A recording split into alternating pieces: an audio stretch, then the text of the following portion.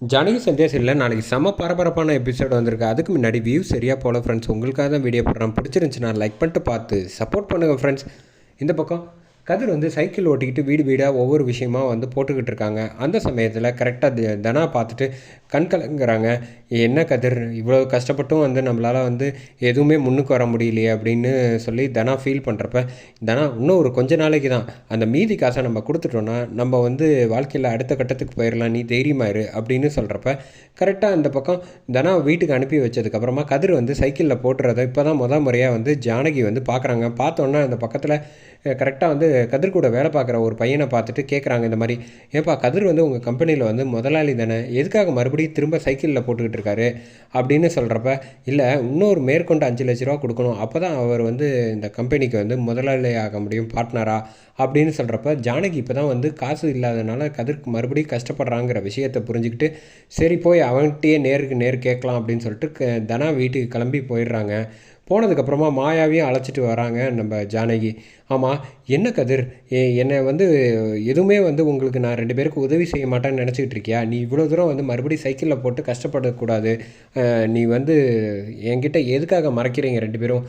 நீங்கள் 2 பேரும் இப்படி வந்து கஷ்டப்படுறத பார்க்குறதுக்கு தான் இந்த உன் அம்மா அம்மான்னு சொன்னால் மட்டும் போகாது, என்கிட்ட எதுவாக இருந்தாலும் கேட்கணும்ல அப்படின்னு சொல்கிறப்ப, இல்லை பரவாயில்ல இருக்கட்டும் அப்படிங்கிற மாதிரி சொன்னோன்னே, அதெல்லாம் முடியாது, நான் எடுத்துகிட்டு வந்து நாளைக்கு காசை கொடுக்குறேன், வேலையாக நீ இந்த காசை வந்து உன்னோட பார்ட்னர்கிட்ட கொடுத்துட்டு நீ வந்து எப்போதும் போல் வந்து உன் கௌரவத்தையும் நீ காப்பாற்றணும், அதே சமயத்தில் நீ வந்து பெருமையாக இருக்கணும், உன்னை பார்த்து மற்றவங்க எல்லாருக்கும் வந்து பெருமைப்படுத்தணும்ப்பா அப்படின்னு சொன்னோன்னே, சரி அப்படின்னு சொல்லிட்டு இந்த பக்கம் கரெக்டாக வந்து மாயா கிட்ட வந்து கேட்குறாங்க, என்ன பண்ணலான்ட்டு இருக்கீங்க அப்படின்னு. நான் நாளைக்கு காலையில் உங்ககிட்ட சொல்கிறேன் அப்படின்னு சொல்லிவிட்டு இந்த பக்கம் வந்து ரகுராம் வந்து ரூமில் தூங்கிட்டு இருக்காங்க. அந்த சமயத்தில் தனா வந்து கஷ்டப்படக்கூடாது, கதிரும் நல்லா இருக்கணும் வாழ்க்கையில், அதுக்காக முறையாக நான் இப்படி ஒரு விஷயம் வந்து செய்கிறேன், தயவு செஞ்சு என்னை மன்னிச்சிருங்கன்னு ரகுராம் கால் கிட்ட நின்று மன்னிப்பு கேட்டுட்டு இந்த பக்கம் ஜானகி வந்து பீரோலேருந்து நகையை வந்து யாருக்கும் தெரியாமல் வந்து எடுத்துக்கிறாங்க. எடுத்துகிட்டு, என்னை இப்படி வந்து நகை எடுத்து கொடுக்குறேன்னு தப்பாக நினச்சிடாதீங்க, நம்ம பொண்ணு நல்லா இருக்கணுங்கிறதுக்காக தான் இதை செய்கிறேன், மற்றபடி எனக்கு வேறு எந்த நோக்கமும் கிடையாது அப்படின்னு சொல்லிட்டு ரகுராமை பார்த்து அப்படியே மனசுக்குள்ளேயே ஃபீல் பண்ணிவிட்டு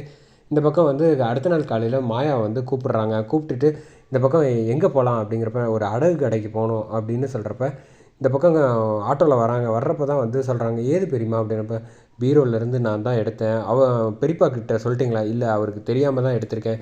ஏன் பெரியம்மா இப்படி வந்து யோசிச்சிங்க அப்படின்னு கேட்டோன்னே மாயா கேட்குறாங்க, விடு, இதெல்லாம் அவளுக்கு சொந்தமானது தானே, அவர்கிட்ட சொன்னால் வந்து சரியாக வராது, அவர் முடியாதுன்னு சொல்லுவாங்க, மேற்கொண்டு பார்வதி பத்மா வழக்கம் போல் வந்து பிரச்சனை பண்ணுவாங்க, அதனால் நம்ம அவளுக்கு சேர வேண்டியதை தானே எடுத்து கொடுக்க போகிறோம், அதுவும் நம்ம கடனாக தானே கொடுக்க போகிறோம், அதுக்குள்ளே வந்து கதிர் முன்னேறிட்டால் இந்த காசை கொடுத்து இந்த நகையை மீட்டு யாருக்கும் தெரியாமல் வீட்டு பீரோவில் வச்சிடலாம், விடு, எதுவாக இருந்தாலும் பார்த்துக்கலாம், என்னோட நகை தானே அப்படின்னு சொல்லிட்டு இந்த பக்கம் ஜானகி சொல்கிற, சரி பெரியம்மா, நீங்கள் ஒரு முடிவு எடுத்தீங்கன்னா அது வந்து நியாயமாக தான் இருக்கும், அது ஒன்றும் தப்பு கிடையாது அப்படின்னு விடுங்க பெரியம்மா, எதுவாக இருந்தாலும் பார்த்துக்கலாம் அப்படின்னு சொல்லிட்டு இந்த பக்கம் கடையை வந்துடுச்சு அப்படின்னு சொல்லிட்டு ஆட்டோலேருந்து இறங்கி மாயாவும் சரி இந்த பக்கம் ஜானகி 2 பேரும் கரெக்டாக இங்கே வராங்க.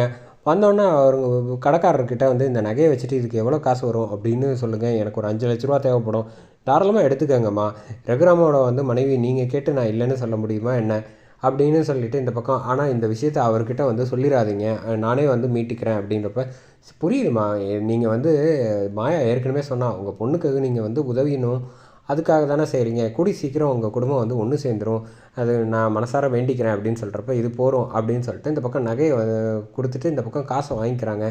காசை வாங்கிட்டு இந்த பக்கம் மாயா வந்து, பெரியம்மா நீங்கள் நினச்சது நல்லபடியாக நடக்கும், நீங்கள் தைரியமாக இருங்க அப்படின்னு சொல்லிட்டு இந்த பக்கம் சொல்கிறப்ப, இவங்க கையில் வந்து 2 பேர்கிட்ட காசு இருக்கிற விஷயத்தை வந்து கரெக்டாக வந்து அங்கே உள்ள 2 பேர் வந்து பைக்கில் நின்றுக்கிட்டு நோட் பண்ணிக்கிறாங்க. அதை வந்து ஜானகி வந்து பெருசாக வந்து கவனிக்காதனால, சரி அந்த சமயத்தில் தான் மாயாவுக்கு வந்து கரெக்டாக ஃபோன் பண்ணுறாங்க சீனு, இந்த மாதிரி கடையில் வந்து ஒரு முக்கியமான வேலை இருக்குது, நீ கொஞ்சம் வரையா அப்படின்னு சொல்கிறப்ப, நான் கொஞ்சம் நேரம் கழித்து வரேன், 1 மணி நேரம், இல்லை மாயா நீ வந்தால் மட்டும்தான் இது வந்து சரியாக இருக்கும், கடையில் வந்து பாக்கி எல்லோரும் வந்து வேறு வேலை பார்த்துட்டு இருக்காங்க அப்படின்னு சொன்னோன்னே, சரி வரேன் இரு அப்படின்னு சொல்லிட்டு இந்த பக்கம் ஃபோனை வச்சிடுறாங்க.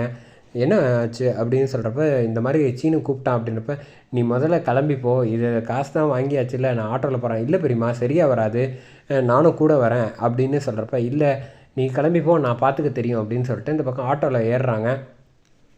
மாயாவையும் அனுப்பி வச்சதுக்கப்புறமா இந்த பக்கம் ஜானகி வேகமாக வந்து ஆட்டோவில் வந்து போயிட்டுருக்காங்க. அந்த சமயத்தில் கரெக்டாக ஜானகி பின்னாடி ஆட்டோவில் வந்து யாருக்கும் தெரியாமல் அப்படியே 2 பேரும் வந்து ஃபாலோ பண்ணிகிட்டே வராங்க. வந்துட்டு கரெக்டாக வந்து ஆட்டோ முன்னாடி நிறுத்திடுறாங்க.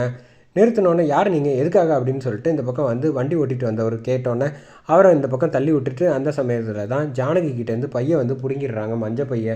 பிடுங்கினோடனே ஜானகி வந்து கொடுக்க மாட்டேன் அப்படின்னு சொல்லிக்கிட்டு இருக்கப்போ ஜானகியை டக்குன்னு தள்ளி விட்டுட்டு இந்த பக்கம் வண்டியில் ஏறி இந்த பக்கம் வந்து வண்டி எடுத்துகிட்டு வேகமாக காசை எடுத்துகிட்டு போயிடுறாங்களே அப்படின்னு சொல்லிட்டு ஜானகி வந்து அதிர்ச்சி ஆகி இந்த பக்கம் வேகமாக பின்னாடியே வந்து பைக்கை வந்து துரத்துறாங்க. அவங்களால பிடிக்க முடியல.